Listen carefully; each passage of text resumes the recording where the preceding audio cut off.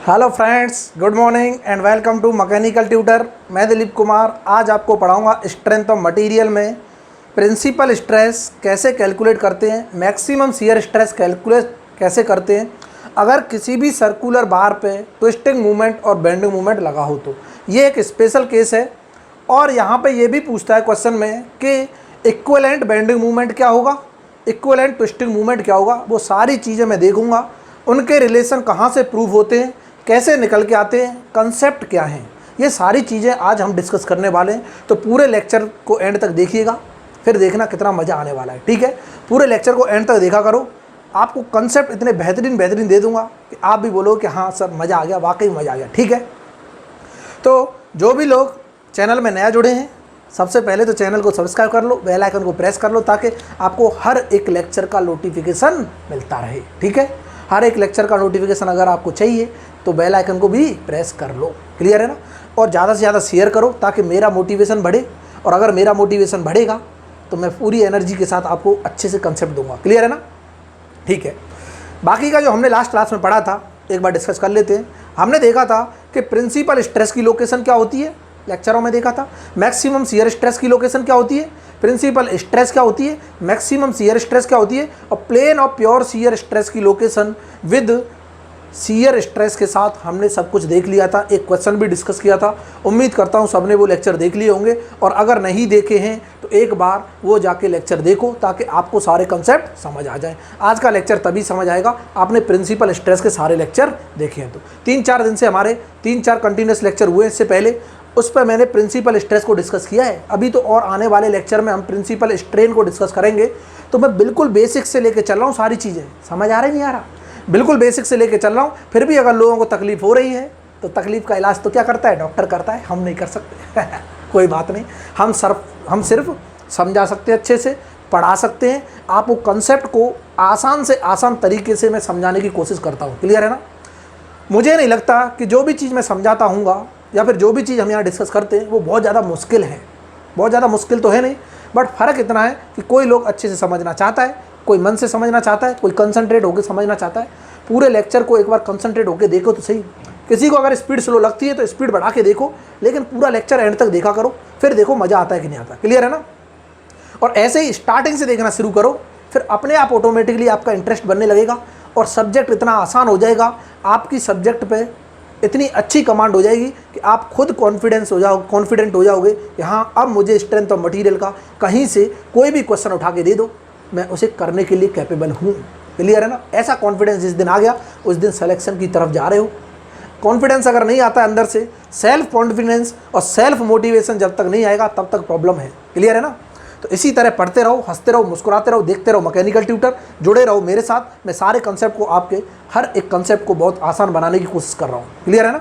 ठीक है, क्या क्लियर है सबको? बिल्कुल क्लियर है। और रही दूसरी बात, जिसको मेरे साथ जुड़ना है, सोशल मीडिया पर जुड़ना चाहता है, तो फेसबुक का लिंक, इंस्टाग्राम का लिंक मैंने डिस्क्रिप्शन बॉक्स में दे रखा है, वहाँ पर मुझसे ज्वाइन हो सकते हो, जुड़ सकते हो। और टेलीग्राम का ग्रुप भी बनाया एक, जो सिर्फ स्टडी पर्पज़ के लिए है, उसको भी ज्वाइन कर सकते हो ताकि आपको सारे नोटिफिकेशन, लेक्चर होने वाला है, कब होने वाला है, कौन सा लेक्चर हो रहा है, क्या लेक्चर की PDF है, क्या लेक्चर की वीडियो का लिंक है, वो सारे आपको मिलते रहेंगे। तो टेंशन लेने की ज़रूरत नहीं है, बस आप तो बस पढ़ाई करते रहो, मन लगा के जी जान लगा दो इस बार। क्लियर है ना? जी जान से सिलेक्शन की तरफ जाना है हमको। क्लियर है ना? क्वालिटी के साथ कॉम्प्रोमाइज़ नहीं होना चाहिए और क्वान्टिटी की तरफ ज़्यादा भागना नहीं है। हमको क्वालिटी को मेंटेन करना है अनलिमिटेड क्वांटिटी के साथ। मीन्स जो एग्जाम में पूछता है उसकी एनालिसिस करो, उसी को क्वालिटी वाइज पढ़ो कि हमको हर एक कंसेप्ट अच्छे से समझ आना चाहिए। फिर देखो कितना मज़ा आता है क्वेश्चन करने में। ठीक है, क्वेश्चन भी हम करेंगे, टेंशन लेने की ज़रूरत नहीं है। अब मैं जुगाड़ लगा रहा हूँ, क्वेश्चन हो गए। ठीक है, सब्जेक्ट खत्म होने की कगार पर आने वाला है, अभी हुआ नहीं है। 75% ऑलमोस्ट सिलेबस कंप्लीट हो गया है। अब बड़े बड़े टॉपिक 2-3 बचे हैं। मोर सर्कल और थ्योरीज ऑफ फेलियर खत्म हो जाएगा प्रिंसिपल स्ट्रेस के साथ, ये लिंक टॉपिक है। जैसे ही थ्योरीज ऑफ फेलियर खत्म हुआ फिर हमारे 2 टॉपिक बढ़ेंगे, 2 टॉपिक बचेंगे बड़े बड़े। कौन कौन से?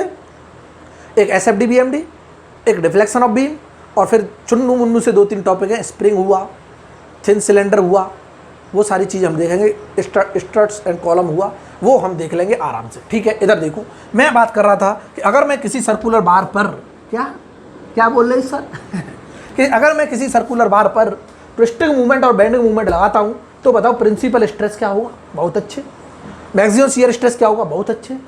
अगर मैं ट्विस्टिंग मूवमेंट और बेंडिंग मूवमेंट लगा के मैं इक्विवेलेंट बेंडिंग मूवमेंट पता करना चाहता हूं इस केस का, तो वो क्या होगा, इक्विवेलेंट ट्विस्टिंग मूवमेंट पता करना चाहता हूं वो क्या होगा। ऑब्जेक्टिव क्वेश्चन में डायरेक्ट पूछता है 100%। ES, GATE, SSC JE, PSU, even कोई सा भी एग्जाम हो सब में पूछता है। और देखते रहना, क्वेश्चन देखना 100% पूछा होगा। इधर देखो मैं बात कर रहा हूँ, मैं एक एग्जाम्पल ले रहा हूँ, एग्जाम्पल की तरफ हम कंसेप्ट निकालेंगे। क्या एग्जाम्पल है, इधर देखते रहना। अ बार, अ सर्कुलर बार बोल दो, सर्कुलर रॉड बोल दो, is subjected to both bending and twisting movement, bending and twisting movement. Then क्या पूछ रहा है फर्स्ट पार्ट में, देन फाइंड प्रिंसिपल स्ट्रेसेस। वाह मजा आने वाला है, अब देखना प्रिंसिपल स्ट्रेसेस। दूसरा पूछा है maximum shear stress, maximum shear stress at a given point, at a point बोल रहा है, और find principal stress at a point. अब इधर देखना, अब जिसने क्लास पहले की होंगी उसको सारी चीज़ें बड़े स्मूथली समझ आने वाली हैं। जिसने क्लास नहीं की है मैं उससे बोलूँगा पॉज करो, पहले की क्लासेज में जाओ, उनको देखो आराम से, नोट्स बनाओ, उसके बाद ये लेक्चर को समझना।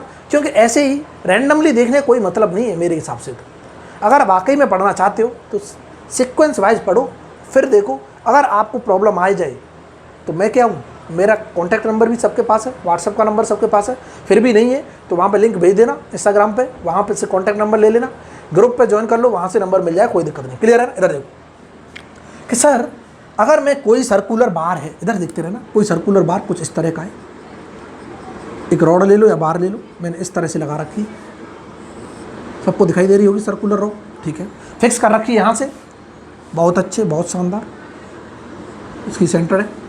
इसका कोई डायमीटर होगा, लो बहुत अच्छे, हमने बोल दिया सर इसका क्या है डायमीटर, कोई दिक्कत नहीं है, डी, ठीक है। मैं बोल रहा हूँ इस पर मूवमेंट भी लगाएं, ट्विस्टिंग मूवमेंट भी और बेंडिंग मूवमेंट भी। तो बेंडिंग मूवमेंट लगाने के लिए मैंने बेंडिंग मूवमेंट को बोल दे रहा हूँ कुछ इस तरह का, लो मैंने लगा दिया, नीले से लगा दो तक क्वेश्चन में दिया हुआ है, बहुत अच्छे, हमने बेंडिंग मूवमेंट लगा दिया, ये बेंडिंग मूवमेंट है कुछ है, बहुत बढ़िया। एक ट्विस्टिंग मूवमेंट भी लगा रखा है, ऐसे ट्विस्ट कर रहा होगा, अगर ऐसे ट्विस्ट कर रहा है तो साइन कन्वेंशन हम जानते हैं, एरो किधर आएगा, थंब की डायरेक्शन में आएगा, तो मैं तुरंत बोल दूंगा एक ट्विस्टिंग मूवमेंट लगाइए, बहुत अच्छे, टी का, ये ट्विस्टिंग मूवमेंट है। एक्चुअल में क्या कर रहा होगा, ट्विस्ट कर रहा होगा इस तरह से क्लॉकवाइज, बहुत अच्छे, कोई दिक्कत वाली नहीं है। और ये बेंडिंग मूवमेंट लगा हुआ है। अगर ये लगे हैं, अगर ये लगे हैं तो प्रिंसिपल स्ट्रेसेस क्या होंगी इस बार में वो बता दो, और मैक्सिमम शियर स्ट्रेस बता दो, बहुत शानदार। लेकिन ये पता करने से पहले हमको स्टेप्स पता होने चाहिए। ये तो लोडिंग डायग्राम हमको पता चल गया, लोडिंग डायग्राम पता चल गया। अब मैं पता करूंगा एक क्रॉस सेक्शन पे क्रिटिकल क्रॉस सेक्शन बताओ, क्रिटिकल क्रॉस सेक्शन पे एक क्रिटिकल पॉइंट बताओ जहां पे स्ट्रेसेस की, इन दोनों स्ट्रेसेस की मैक्सिमम वैल्यू हो। देखते रहना, क्या मैं बोल दूंगा अगर ट्विस्टिंग की वजह से मैं मैक्सिमम शियर स्ट्रेस आएगी तो मैं टाउ मैक्स निकाल सकता हूं ट्विस्टिंग की वजह से। देखते रहना, टॉर्सनल शियर स्ट्रेस मैक्सिमम क्या होती है सब जानते हैं, T/ZP होती है। मैं डायरेक्ट लिख रहा हूँ, पहले ही पढ़ा चुका हूँ, टॉर्सनल स्ट्रेस में मैं सारा पढ़ा चुका हूँ। क्या इसको मैं जब लिखता था T अपॉन, ये होता था π/16 dq होता था, तो यहाँ से हम जानते हैं 16 T/πdq, बहुत अच्छे। ये होती है maximum value of torsional shear stress due to torque, बहुत बढ़िया। अगर मैं बेंडिंग स्ट्रेस निकालना चाहता हूँ मैक्सिमम, क्या हम जानते हैं, M बता दो बेंडिंग मूवमेंट क्या है, बहुत अच्छे, M लग रहा है पूरी बार पे, M लग रहा है, ट्विस्टिंग मूवमेंट T लग रहा है, और यहाँ पे बता दो ZNA, बहुत अच्छे। न्यूट्रल एक्सिस के अबाउट क्या, न्यूट्रल एक्सिस के अबाउट क्या, सेक्शन मॉडुलस, वाह।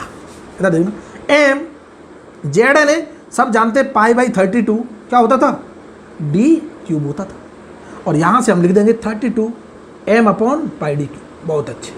मतलब कहने का ये जो वैल्यू आई है 16 T/πdq, ये टॉर्सनल शियर स्ट्रेस की मैक्सिमम वैल्यू है। इस मेंबर में कहाँ होगी वो अभी पता करने वाले हैं। और ये बेंडिंग स्ट्रेस की मैक्सिमम वैल्यू है इस मेंबर में ड्यू टू बेंडिंग मूवमेंट, ये वाली। क्लियर है ना। इसका मतलब ये हुआ कि मैं यहाँ पे लिख रहा हूँ, अब इसको मिटा के मैं तुरंत बोल दूंगा कि टाउ मैक्स मुझे पता चल गया कि इस मेंबर में कहीं ना कहीं मैक्सिमम शियर स्ट्रेस ये आने वाली है। और इसी मेंबर में कहीं ना कहीं मैक्सिमम बेंडिंग स्ट्रेस ये आने वाली है ड्यू टू बेंडिंग मूवमेंट और due to torque torsional shear stress. लेकिन ये मैक्सिमम होती कहाँ है? तो बेंडिंग मूवमेंट तो हम जानते थे, एक्सट्रीम फाइबर पे क्या होता है? मैक्सिमम होता है। देखते रहना, मजा आने वाला। एक्सट्रीम फाइबर पे बेंडिंग मूवमेंट या फिर बेंडिंग स्ट्रेस क्या होती है? मैक्सिमम होती है। क्या एक्सट्रीम फाइबर मैं बात करूं, ये हमारा टॉप फाइबर है टी, मैं एक क्रॉस सेक्शन ले रहा हूं, ये कोई क्रॉस सेक्शन, और ये फाइबर है क्या? देखते रहना, ये बॉटम फाइबर बी। क्या था? क्लियर? बहुत अच्छे। इसका मतलब यहाँ पे एक्सट्रीम फाइबर पे सिग्मा बी क्या होगा? मैक्सिमम होगा। मैं बोल दूंगा सिग्मा बी टॉप होगा यहाँ, और यहाँ पे भी सिग्मा बी क्या होगा? बॉटम होगा। बहुत अच्छे। मीन्स यहाँ पे जो वैल्यू होगी ये भी मैक्सिमम है, और यहाँ पे भी क्या है? ये भी मैक्सिमम, क्योंकि सिमेट्रिक है। बहुत बढ़िया। एक चीज़ तो आपको क्लियर हो गई, बेंडिंग स्ट्रेस मैक्सिमम कहाँ होगी? टॉप और बॉटम फाइबर पे। बहुत शानदार। टॉर्सनल शियर स्ट्रेस, लो डिस्ट्रीब्यूशन अगर किसी को बनाना है, लो बना लो। क्या डिस्ट्रीब्यूशन होता था? ये अगर सर्कुलर क्रॉस सेक्शन है, बेंडिंग स्ट्रेस का डिस्ट्रीब्यूशन बनाना चाहता हूँ मैं, अंदा भी बता देगा लो कि सर यहाँ तो ये तो न्यूट्रल एक्सिस है। बहुत अच्छे, सबको आता है ये डिस्ट्रीब्यूशन। और अगर मैं बनाना चाहता हूँ तो इस पॉइंट पे क्या होगा? इस पॉइंट पे जो हमारी स्ट्रेस होगी वो मैक्सिमम होगी। अगर यहाँ बनाना चाहते हो तो इधर होगी क्या? Sigma B max top fibre पे। बहुत बढ़िया। होगी नहीं होगी? क्या समझ आ रहा है? और इधर जो होगी कंप्रेस, इधर तो क्या होगी? टेंसाइल। टॉप फाइबर पे टेंसाइल होगा, फाइबर क्या हो रहा होगा? खिंच रहा होगा। नीचे वाला कंप्रेस हो रहा होगा, तो कंप्रेसिव सिग्मा बी मैक्स इधर भी आ रही होगी। देखते रहना, सिग्मा बी मैक्स। और लीनियर वेरिएशन होता था, सब जानते हैं। इस तरह का जो डिस्ट्रीब्यूशन होगा, ये क्या डिस्ट्रीब्यूशन है? ये बेंडिंग स्ट्रेस का डिस्ट्रीब्यूशन है। क्या इतना क्लियर सबको? क्या इतना क्लियर है? बिल्कुल क्लियर है, कोई दिक्कत नहीं। ठीक है, ये बेंडिंग स्ट्रेस का डिस्ट्रीब्यूशन। अगर मैं टॉर्सनल शियर स्ट्रेस का बनाना चाहता हूँ, सेम दिखाई देगा, डिक्टो दिखाई देगा। सबको क्लियर हो गया होगा? लो मैं बोलता हूँ ये पोलर एक्सिस है, अंदर जो घुस रही है, ठीक है। ये इसकी रेडियस है आर, कैपिटल आर। यहाँ पे भी रेडियस आर है। तो यहाँ पे जो मैक्सिमम टॉर्सनल शियर स्ट्रेस होती थी टाउ मैक्स, सब जानते हैं, सब पढ़ा चुके हैं। 16T/πdq। जिन्होंने प्रीवियस लेक्चर नहीं देखे वो एक बार जाके देख लो। यहाँ पे भी क्या होगा? 16T/πdq। ये भी क्या? टाउ मैक्स है। एक चीज़ तो क्लियर हो गई, ये भी लीनियर होता था। इस तरह का जो रिप्रेजेंटेशन होगा वो क्या होगा? हमारा मैक्सिमम शियर स्ट्रेस का रिप्रेजेंटेशन हो जाएगा। देखते रहो। तो मैंने जल्दी से बना दिया, क्यों? क्योंकि पहले हम डिस्कस कर चुके हैं सारी चीज़ें। एक चीज़ क्लियर हो गई कि टाउ मैक्स और बेंडिंग मूवमेंट, बेंडिंग स्ट्रेस दोनों एक्सट्रीम फाइबर पे मैक्सिमम वैल्यू है, चाहे टॉप फाइबर ले लो चाहे बॉटम फाइबर। हमने बोला था क्रिटिकल पॉइंट पता करो जहाँ पे बेंडिंग स्ट्रेस और शियर स्ट्रेस की मैक्सिमम वैल्यू, मीन्स जहाँ पे स्ट्रेसेस क्या हो? मैक्सिमम हो, उसी पॉइंट को बोलते हैं क्रिटिकल पॉइंट। और उस क्रिटिकल पॉइंट पे मैं क्या करना चाहता हूँ? स्टेट ऑफ स्ट्रेस रिप्रेजेंट करना चाहता हूँ। अभी देखना, स्टेट ऑफ स्ट्रेस रिप्रेजेंट करेंगे, देखते रहो। क्या इसको मिटा दूँ? बिल्कुल मिटा दूँ। अभी मैं देखने वाला हूँ स्टेट ऑफ स्ट्रेस रिप्रेजेंट कर रहा हूँ। ये तो हमने क्या कर लिया? स्ट्रेस डिस्ट्रीब्यूशन कर लिया। ये सब पॉइंट हमने लिखा चुके हैं। जिसने लेक्चर देखे उसे समझ आ रहा होगा, जिसने नहीं देखे उसे ऐसा लग रहा होगा पता नहीं क्या बोले जा रहे हो सब। कोई बात नहीं, बोलना तो पड़ेगा। अब मैं रिप्रेजेंट करना चाहता हूँ state of stress. State of stress किस पे? एक टॉप पे रिप्रेजेंट करूँगा, टॉप फाइबर पे। ये टॉप फाइबर है, टॉप फाइबर का एक पॉइंट कंसीडर कर लिया, और ये हमने कंसीडर कर लिया बॉटम फाइबर का। देखते रहना, दोनों एक जैसे सिमिलर है, कोई दिक्कत नहीं। कि सर एक नॉर्मल स्ट्रेस है, बेंडिंग स्ट्रेस बिल्कुल लग रही होगी, और इस डायरेक्शन में लग रही है, एक्स डायरेक्शन में तुरंत बोल दूंगा ये सिग्मा बी लग रहा है। इधर भी सिग्मा बी होगा, तभी तो बैलेंस हो रहा होगा। क्यों? स्टेट ऑफ स्ट्रेस क्या रिप्रेजेंट करती है? इक्विलिब्रियम स्टेट को मेंटेन करने के लिए। तो सिग्मा बी लग रहा है, और ये क्या होगी? मैक्सिमम वैल्यू होगी। बहुत अच्छी। इस पे सर शियर स्ट्रेस भी होगा, बिल्कुल होगा। और शियर स्ट्रेस को हम पैरेलल से रिप्रेजेंट करते थे। ये रहा शियर स्ट्रेस, लो। और ये शियर स्ट्रेस क्या है? अगर मैं इसे टाउ एक्स वाई बोलता हूँ तो क्या टाउ टॉर्सनल नहीं है क्या? बिल्कुल है।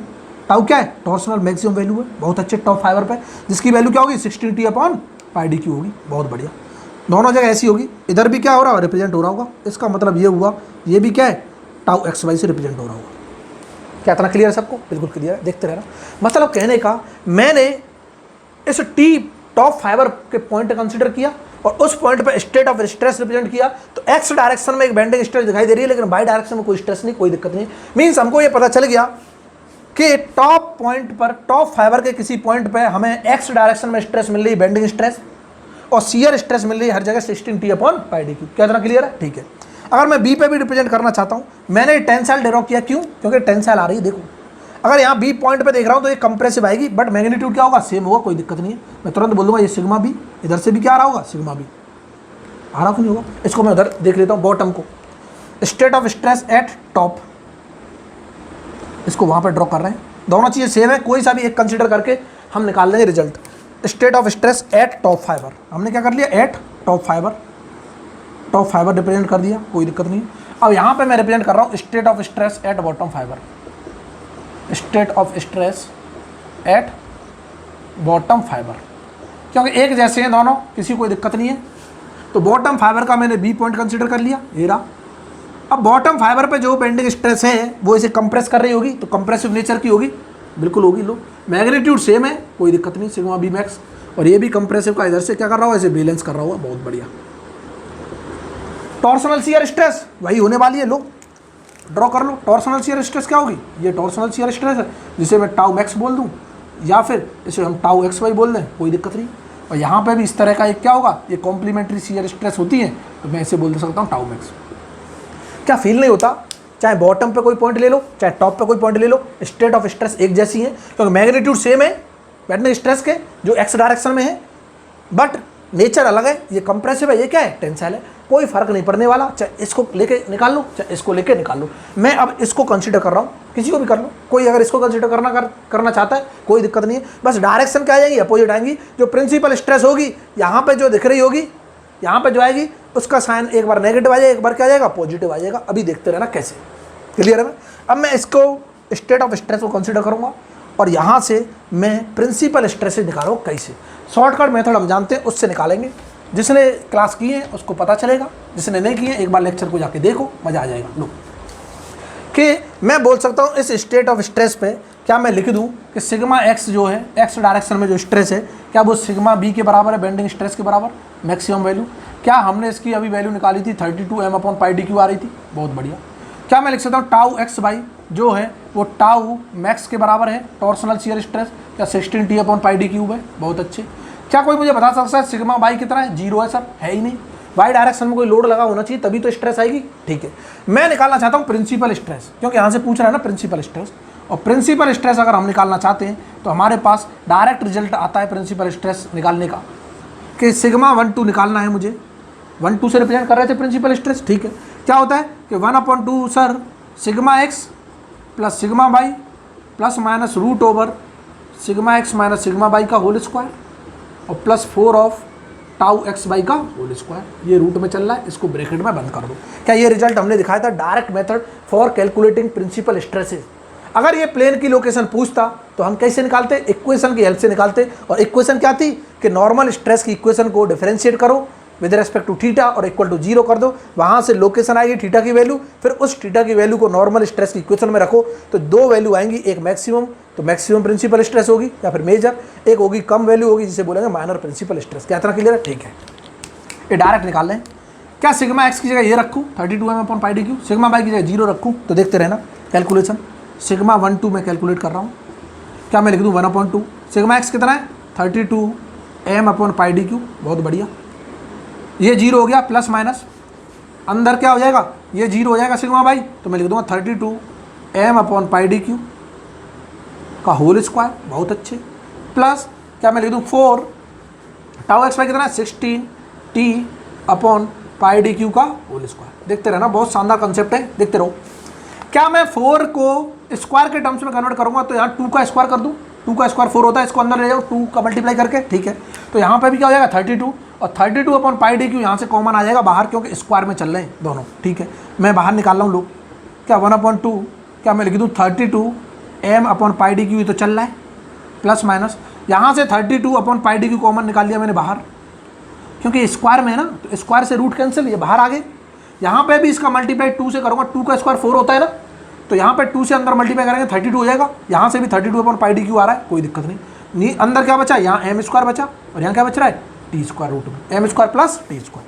क्या फिर यहाँ से मैं 32/πd³ बाहर निकाल लूँ, मैं तुरंत दे दूँगा सिग्मा 1/2 जो होगा 32/πd³ बाहर निकाला और 2 तो मल्टीप्लाई में चल रहा है और यहाँ पे बचा m plus minus root over m square plus t square. बहुत अच्छे, बहुत शानदार कंसेप्ट। इसको चीर दो सर, मज़ा आ जाएगा। तो चीर दिया, ये कितने बार चीर दिया 16 टाइम्स चीर दिया, बहुत अच्छे। इसको मिटा रहा हूँ डायग्राम को, कोई काम नहीं है। इसको भी मिटा रहा हूँ क्वेश्चन को, क्योंकि सबको पता चलेगा प्रिंसिपल स्ट्रेस पूछ रहा है और मैक्सिमम शियर स्ट्रेस पूछ रहा है, बहुत अच्छे। बहुत शानदार कंसेप्ट है, देखते रहो। ये डायरेक्ट रिजल्ट याद रखने, बट आते कहाँ से वो भी बता रहा हूँ मैं, ताकि आपको बेसिक समझ आ जाए, तो आप कहीं भी प्रॉब्लम ना आए। क्लियर है ना? आपको कहीं भी प्रॉब्लम नहीं आनी चाहिए अगर बेसिक समझ आते हैं तो। लो अब तुरंत मैं लिख दूंगा कि सर यहाँ से सिग्मा 1 2, जो सिग्मा 1 और 2 है वो क्या आ रहा है, 16/πdq। बहुत अच्छे। और ये क्या है, m plus minus √m² plus t²। इसका मतलब मैं तुरंत लिख दूंगा, जो 1 होगी ये तो क्या होगी, प्रिंसिपल स्ट्रेस मेजर होगी, दोनों को जोड़ दो, प्लस प्लस है ना, तो ये आ जाएगी 16/πdq। और यहाँ से m plus √m² plus t²। ये क्या आ गई, एक प्रिंसिपल स्ट्रेस आ गई। दूसरी माइनस कर दो एक बार, यहाँ साइन माइनस ले लो, 16/πdq। और यहाँ से आ जाएगी m minus √m² plus t²। कितना क्लियर है? इधर देखते रहना, बहुत मजा आने वाला है। हमको पता चल गया प्रिंसिपल स्ट्रेस ये आ गई। क्या आ गई, प्रिंसिपल स्ट्रेस ये है। बहुत शानदार कंसेप्ट। ये दोनों क्या है, प्रिंसिपल स्ट्रेसेस, प्रिंसिपल स्ट्रेसेस। अब मुझे पता करना है क्या, कि सर मैं तो ये चाहता हूँ, देखते रहे ना, अभी हमने टॉप फाइबर का पॉइंट लिया था, स्टेट ऑफ स्ट्रेस, उससे निकाला है, ठीक है। मैं चाहता हूँ सर मैक्सिमम शियर स्ट्रेस, और बताओ क्या आएगी। इसको मिटा रहा हूँ, मैक्सिमम शियर स्ट्रेस। और हमें पता है maximum shear stress principal stress को क्या कर दो, एक दूसरे में से घटा दो। मैं तुरंत लिख दूंगा मैक्सिमम शियर स्ट्रेस। क्या कोई मुझे बताएगा दोनों साइन क्या है, दोनों क्या है, पॉजिटिव है? देखते रहो, दोनों क्या है, पॉजिटिव है। मीन्स ये क्या है, सेम इन नेचर की है। नेचर क्या है, सेम है, सेम इन नेचर। देखते रहे ना, सेम इन नेचर। दोनों principal stress same in nature है, मीन्स पॉजिटिव साइन है, कहीं नेगेटिव आ नहीं रहा। क्लियर है? इतना क्लियर है? ठीक है। क्या मैं बोल दूंगा मैक्सिमम जो शियर स्ट्रेस होगा, मैक्सिमम शियर स्ट्रेस, और कौन सा, इन प्लेन टाउ मैक्स की बात कर रहे हैं लोग, इन प्लेन टाउ मैक्स। देखते रहो, अगर इन प्लेन टाउ मैक्स हम जानते हैं क्या होता है, सिग्मा 1 माइनस के सिग्मा 2 डिवाइड बाई 2 होता है। सब जानते हैं? जानते नहीं जानते? बिल्कुल जानते हैं। और ये वैल्यू जो आएगी क्या आ जाएगी, सिग्मा 1 की वैल्यू ये है, इसमें से घटाओ 16/πdq। इसको घटा के डायरेक्ट लिख दूँ क्या रिजल्ट? बिल्कुल लिख दो सर। इसको इसमें से घटाएंगे, देखो ये और ये प्लस प्लस है, घटाएंगे तो ये माइनस हो जाएगा, कैंसिल आउट, और ये ट्वाइस हो जाएगा, और ट्वाइस हो गया क्या होगा, देखो 16/πdq। तो इतना क्लियर है? जब मैं इसको ऐड करूँगा तो क्या आएगा, ऐड होके ट्वाइस हो जाएगा, तो कितना आ रहा है रिजल्ट, देख लो एक बार। इसको मैं घटाऊंगा 16/πdq m plus √m² plus t² minus 16/πdq क्या चल रहा है, m minus √m² plus t²।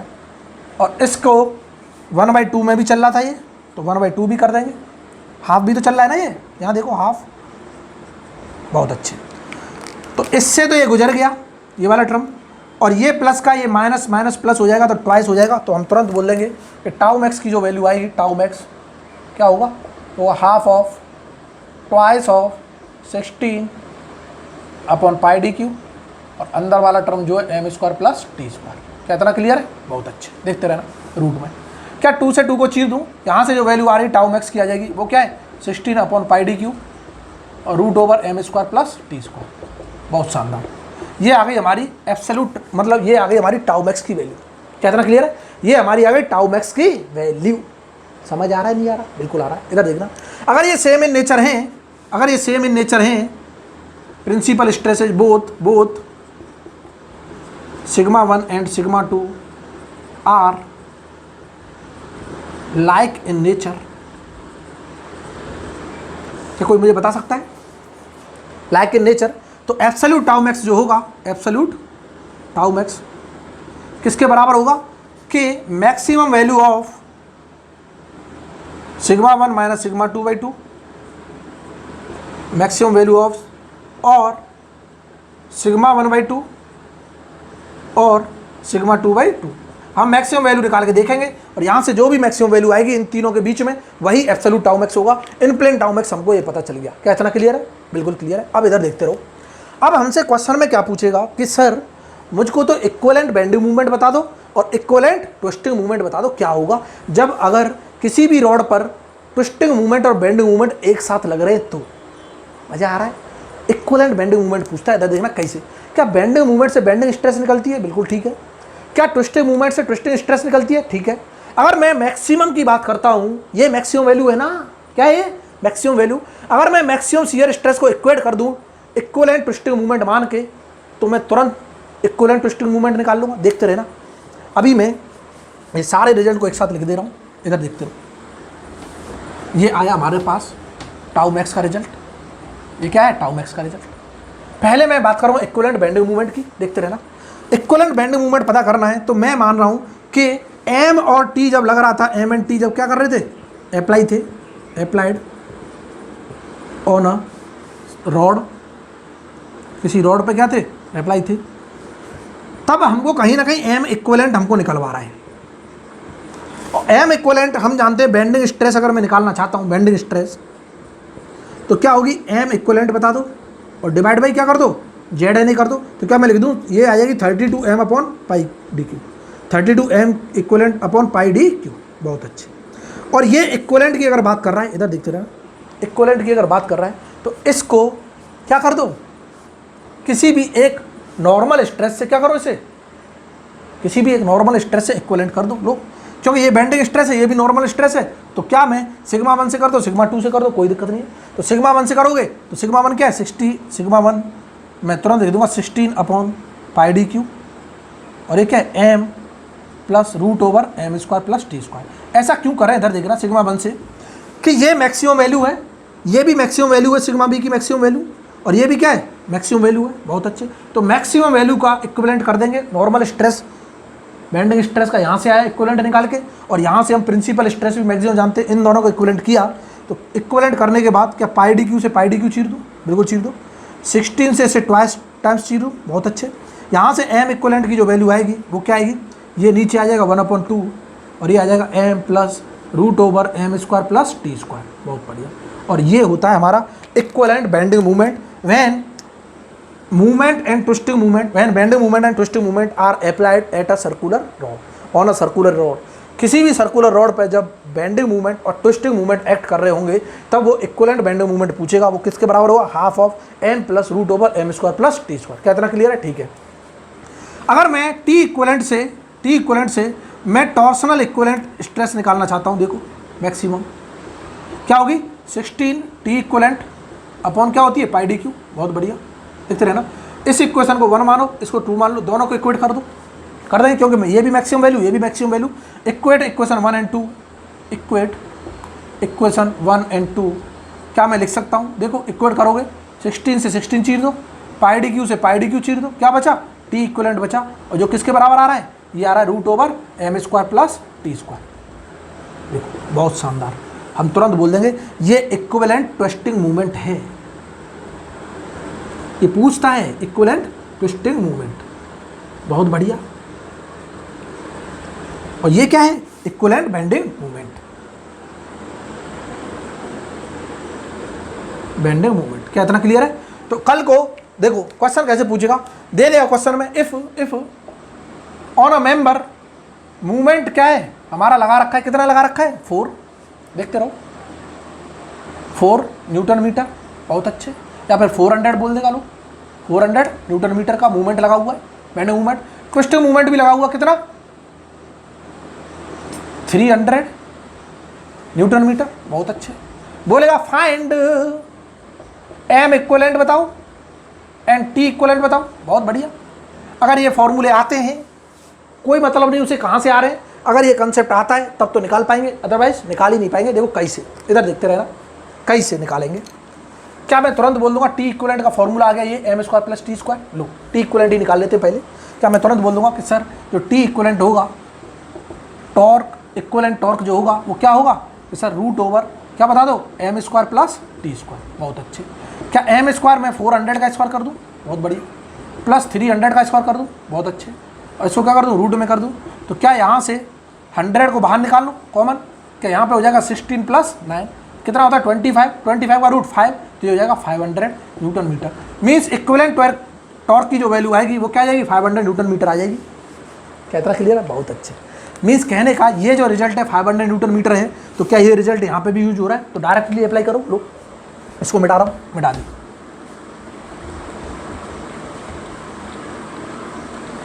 क्या अब हमसे क्या पूछ रहा है, एम इक्वलेंट पूछ रहा है, एम इक्वलेंट, बहुत बढ़िया। क्या होता है, half M plus root over M square plus T square, बहुत अच्छे। क्या इसकी वैल्यू हमें पता है 500 आई है, बहुत बढ़िया, हाफ।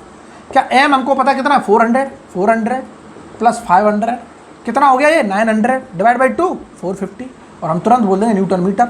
ये आ गया हमारा इक्वलेंट बेंडिंग मूवमेंट 450 और इक्वलेंट ट्विस्टिंग मूवमेंट 500, और ये रहा हमारा आंसर, बहुत अच्छे। ये रहा क्या आंसर। अब इधर देखो, हमको जितने भी फॉर्मूले अभी हमने निकाले हैं इनको मैं एक बार लिख रहा हूँ, और ये कुछ ना कुछ अजम्पशन पे बेस्ड है, और वो अजम्पशन ही लोग भूल जाते हैं और चिपका देते हैं। जैसे ही मूवमेंट दिखा, बेंडिंग मूवमेंट और ट्विस्ट मूवमेंट दिखा, तुरंत ये फॉर्मूले चिपकाते हैं और लुढ़क जाते हैं। बोलो कैसे सर, अभी तो आप बोल रहे थे कि चिपका दो, बट यहाँ पे कुछ अजम्पशन है, वो हमको बहुत दिमाग से समझने हैं और याद भी रखने हैं, अदरवाइज कंसेप्ट क्या हो जाएगा, तुरंत चुटकियों में गलत हो जाएगा, और इतनी मिस्टेक के चांसेस होते हैं यहाँ, जानबूझ के ऐसा क्वेश्चन डालेगा एग्जामिनर ताकि आप मिस्टेक करो। अब देखना क्या मैं बोलने वाला हूँ, मैं रिजल्ट लिखूंगा और इनको कैसे अप्लाई करना है, कब अप्लाई करना है, कंडीशन याद रखनी है। इधर देखना कैसे, लो अभी मैं सारे रिजल्ट लिख रहा हूँ, जो भी रिजल्ट अभी हमने निकाले, देखते रहना कि अगर कभी भी ट्विस्टिंग मूवमेंट और बेंडिंग मूवमेंट लगे हुए किसी भी मेंबर पे, तब ये डायरेक्टली एप्लीकेबल कब है, ये वाले रिजल्ट डायरेक्टली एप्लीकेबल कब है वो याद रखना है। लो कि मैंने लिखा अभी बेंडिंग स्ट्रेस या फिर प्रिंसिपल स्ट्रेस की जो वैल्यू आई थी 16/πd3, बहुत अच्छे। ये क्या थी, m plus root over M square plus T square थी, बहुत बढ़िया। ये हमारा मेजर प्रिंसिपल स्ट्रेस था, और सिग्मा 2 क्या था, माइनर 16/πd3, और ये क्या है, m minus root over M square plus T square, ये था। किसी कोई दिक्कत नहीं है, ठीक है। और टाउ मैक्स हमने निकाला था, वो क्या आया था 16/πd3 root over M square plus T square. ये जो रिजल्ट हैं हमारे, देखते रहना, ये जो मैं ब्रैकेट में लिख रहा हूँ, these equations are directly used, these equations are directly used for the following assumption. ये अजम्पशन जो भूला वो तो लुढ़केगा, बहुत अच्छे से लुढ़केगा। मैं फिर बोल रहा हूँ, याद रखना, मैं बार बार हर एक चीज़ के अजम्पशन लिखाता हूँ, और ये अजम्पशन अगर ये वाले हमारे क्वेश्चन में अजम्पशन फिट हो रहे हैं, अकॉर्डिंग टू द अजम्पशन हमारे क्वेश्चन दिया हुआ है, तभी हम डायरेक्ट लगाएंगे। अदरवाइज बेसिक अभी सिखा दिया कैसे निकल रहा है रिजल्ट, क्लियर है ना। बेसिक क्या था, क्रिटिकल पॉइंट पता करो, क्रिटिकल पॉइंट पे स्ट्रेस पता करो, स्ट्रेस का स्टेट ऑफ स्ट्रेस रिप्रेजेंट करो, और उस स्टेट ऑफ स्ट्रेस की हेल्प से सिग्मा 1 सिग्मा 2 कैलकुलेट करो, क्लियर है ना, ठीक है। फॉलोइंग अजम्पशन, ये अजम्पशन क्या है, पहले तो ये देखना है कि सबसे पहला जो रॉड है, रॉड और मेंबर जो भी है, should be solid and circular. देखते रहे ना, सॉलिड एंड सर्कुलर। सबसे पहला क्या है कि वो सॉलिड भी होना चाहिए, जो भी हमने रॉड मानी थी, और वो सर्कुलर भी होनी चाहिए। अगर होलो हो गई तो सारे रिजल्ट चेंज हो जाएंगे, 100% चेंज हो जाएंगे, क्लियर है ना। इधर देखते रहो। दूसरा अजम्पशन क्या है, रॉड और member should be prismatic, should be क्या होना चाहिए, prismatic and homogeneous. Prismatic, homogeneous हो ना हो कोई दिक्कत नहीं, एंड होमोजीनियस। क्या था ना, क्लियर है। कहने का मतलब ये हुआ कि जो भी मेंबर में मान रहा हूँ वो सॉलिड और सर्कुलर होना चाहिए, पहली चीज़। दूसरा, ये प्रिज्मेटिक होना चाहिए थ्रू आउट द लेंथ, हमारा डायमीटर क्या हो, कांस्टेंट हो, डायमीटर वेरी ना कर जाए। नॉन प्रिज्मेटिक हो गया तो तबाह हो जाएंगे सब लोग, क्लियर है ना, फिर ये कंसेप्ट नहीं लगने वाले। और उसके बाद ये जो दोनों कंडीशन है क्या होनी चाहिए, subjected to both twisting and bending movement, और तब हम डायरेक्टली इसको अप्लाई कर सकते हैं कि अगर मेजर प्रिंसिपल स्ट्रेस पूछे ये लगाओ, माइनर पूछे ये लगाओ, टाउ मैक्स पूछे ये लगाओ। क्या इतना क्लियर सबको। और इक्विवेलेंट की बात कर रहा है, यहाँ पे लिख लो, अगर टॉर्क इक्विवेलेंट पूछता है तो रूट ओवर क्या होता है, M square plus T square होता है, सब जानते हैं। और अगर बेंडिंग मूवमेंट इक्विवेलेंट की बात करेगा तो क्या होगा, हाफ ऑफ ब्रैकेट में M plus root over M square plus T square. याद रहे यहाँ प्लस आएगा, माइनस नहीं आएगा। क्यों, मैक्सिमम वैल्यू से हम क्या कर रहे थे, इक्वेट कर रहे थे, और मैक्सिमम वैल्यू ये होगी प्रिंसिपल स्ट्रेस की, ये मैक्सिमम वैल्यू है ना, ये तो क्या है, मिनिमम है। क्या इतना क्लियर है? तो इस तरह से हमने देख लिया, ये जो रिजल्ट बहुत इंपॉर्टेंट है, डायरेक्टली पूछता है। अभी यहाँ पे वैल्यू रख दो, तुरंत आंसर आएंगे चुटकियों में। मूवमेंट बता दो, प्रिंसिपल स्ट्रेस आ जाएगी, प्रिंसिपल स्ट्रेस आ गई, टाउ मैक्स आ जाएगा, कुछ भी निकलवाएगा हम तुरंत निकालेंगे। डिजाइन भी करवाएगा तो डिजाइन के अकॉर्डिंग हमको ये स्ट्रेस चाहिए होती है, और इन स्ट्रेस को फेलियर स्ट्रेस के रेस्पेक्ट में क्या करेंगे, कंपेयर करेंगे, तो हम पैरामीटर भी बता देंगे जो भी पूछेगा। क्या इतना क्लियर है सबको? क्या वाकई में मज़ा आ गया? और अगर मज़ा आया है तो क्या करना है, लाइक करना है, चीज़ों को शेयर करना है ज़्यादा से ज़्यादा, और चैनल को सब्सक्राइब करना है, ताकि हमको भी पॉजिटिव एनर्जी मिले, मुझसे लोग जुड़ें, मैं भी आपको धूमधाम से पढ़ाऊँ। समझ आ रही ना बात? और जब मेरे अंदर एनर्जी आएगी तो आग लगा देंगे यहाँ, और आग लगा के क्या है, सिलेक्शन पाना है, आग नहीं लगा देनी खाली। क्लियर है ना? समझ आ रहा है सबको? बिल्कुल समझ आ रहा है सर, ठीक है। तो आज के लिए इतना ही बहुत है।